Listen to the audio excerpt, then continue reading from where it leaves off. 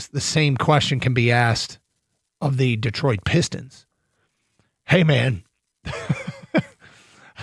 is this one that will compel Trajan Langdon to go big? Does it matter at all? Has he already made up his mind on what he's going to do?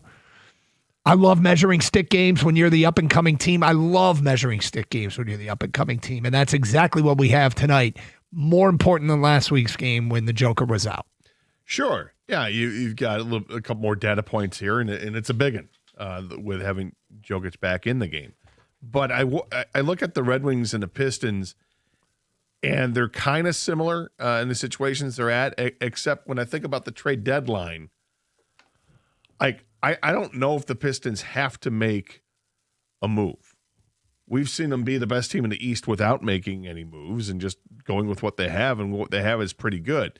If they could tweak it, if they could add just a smaller piece that doesn't cost you anything near your core, and if they could find a way to add a piece without even taking away Tobias Harris, which everybody thinks he's involved in a trade because it's money going the other way. But if they could somehow, trade for a Malik Monk type, without having to give up anybody of real substance on your team, you're going to have draft capital. But is a move like that, is that possible? And I think it is possible. There are players that are just 3-and-D type players, and that might be all they need to do. And you don't have to give up a ton to get those guys. Well, there's a bunch of stuff reporting out there today as we move in on 48 hours to the trade deadline, and we will get to coming up. But, yeah, I mean, look, this is a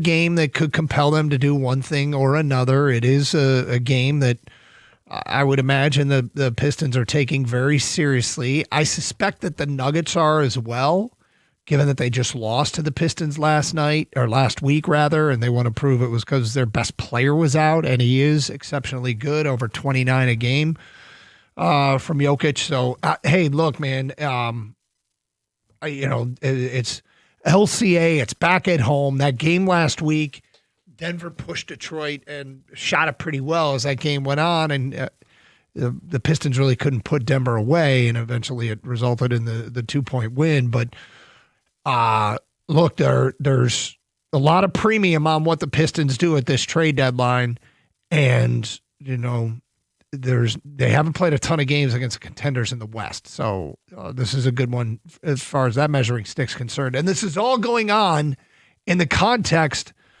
of Giannis Antetokounmpo trade rumors, who's not coming to Detroit. I can almost guarantee you that. And now James Harden trade rumors. The James Harden thing is interesting because it's about him going to Cleveland.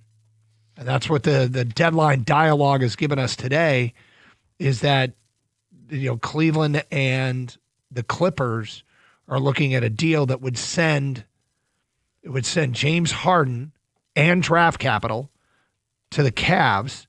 The Clippers would get Darius Garland. So the Clippers get a young star to pair. They get a young star, and then Cavs would pair Harden with Donovan Mitchell and Evan Mobley. And remember this about Cleveland. They are potentially aligned to be a second-round opponent for Detroit in the postseason. And now Harden is old. He's still getting it done. Yeah, he's still a really good player, but it feels like he's always chased money or chased a championship and hasn't gotten it done. He's been dealt, 3 or 4 times already in his career, and it hasn't necessarily helped out the team he's been dealt to. They haven't been able to go over the top and win it. Yep.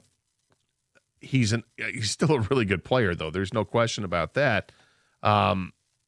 Worry about that a little bit, and that it certainly would make Cleveland more formidable. Without question, Cleveland would become more formidable, and that would be an obstacle to overcome in the Eastern Conference. But see what the Pistons do. I don't know, and I don't expect the Pistons to be countering moves, to teams in the Eastern Conference like we used to see the Red Wings and counter moves that the Avalanche would make, or vice versa, back in the day when those two teams were the ones who were battling for it. Kang, what are your thoughts on a potential Harden move to the East? Yeah, I mean, obviously, he's not the same player he used to be, but I don't want any other team to get better, and that would make the Cavs better. There's rumors that he could go to Houston as well. I'd like that better because he's in the West. I don't know what James Harden's been the last few years. I mean, he's just been bouncing around. stacking up career stats and points, but is he helping? He doesn't have a ring for a reason, too. Is he actually the guy that puts a team over the top? And I question that. Kind of like Chris Paul never put a team over the top, and everyone was trying to get that guy. So I wouldn't be severely threatened if the Cavs got Harden. I do think it makes them better. Going back to the Pistons, if they have to make a trade, I don't think they have to make a trade. I think you have to make a trade when you feel like something, I don't know. I think the Cavs feel like they have to make a trade because they have to get better. I think the Pistons are at a weird spot right now. I think they have to make a trade, but the question is what kind of trade? And that could be mid-tier, and that could be a bigger splash.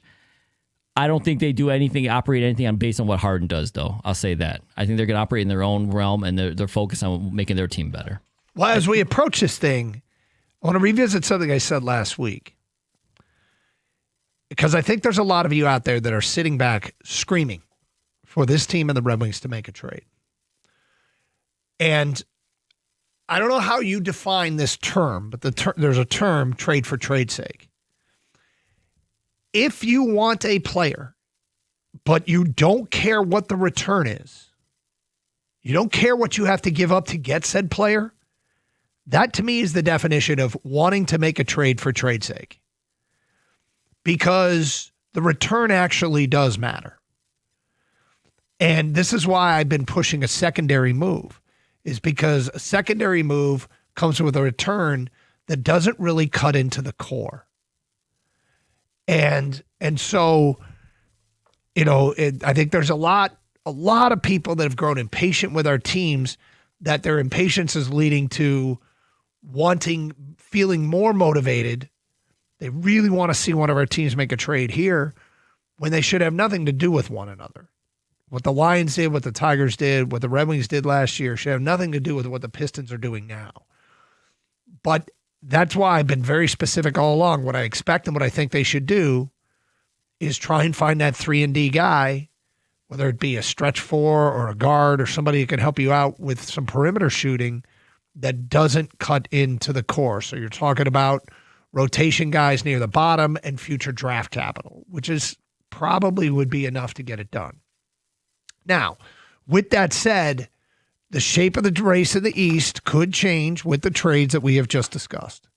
If Giannis ends up staying in the East and going to somebody else, or if James Harden comes over, would feel like a win move now for Cleveland. You mentioned Malik Monk, and that is something came up in a Law Murray story on The Athletic. That's the first time I saw his name, but he would be a solid complement to Cunningham. Question is, what do you have to give up to get him? Would Karis LeVert and future draft capital be enough to get it done? If I were in Sacramento, I'd be asking for Jaden Ivey. And I wonder how safe Ivey is. I think I value him more than most people do because I still think he can get back to his form. He's not there right now. He's just not. No, he's not. And I think he can get back to that form too. But I feel bad for him because it feels like this is such a wasted year right now. That he hasn't gotten to his form at this point, and that his name is going to be thrown in every rumor out there because that is a player from the roster that other teams will look at and go, well, look at this guy. Well, we know he's got talent, but what's going on there? Maybe just an off year. We can get in low and get a huge reward for it. It's low risk and high reward. So if you were in Sacramento, would you want a future first and a Karis LeVert for Malik Monk, or would you want Jaden Ivey? I'd probably want Jaden Ivey. I would too. Okay, would you accept LeVert, or would you want Jaden Ivey? I mean, obviously the ceiling's way higher with Ivy. It just depends on what they're looking for, right? I mean, they could just. Of course, as a Piston fan, I'd rather trade Karis LeVert, but yeah, I'd want Ivy if I was the Kings. 248-539-9797. The deadline dialogue regarding the Pistons, an insider's take on what's going down and what they heard. We will get to that coming up today at 10:48. The latest on the Pistons as we approach 48 hours to the trade deadline. Piston fans, how you feeling about this game tonight and what needs to happen with the roster? 248-539-9797, 97.1.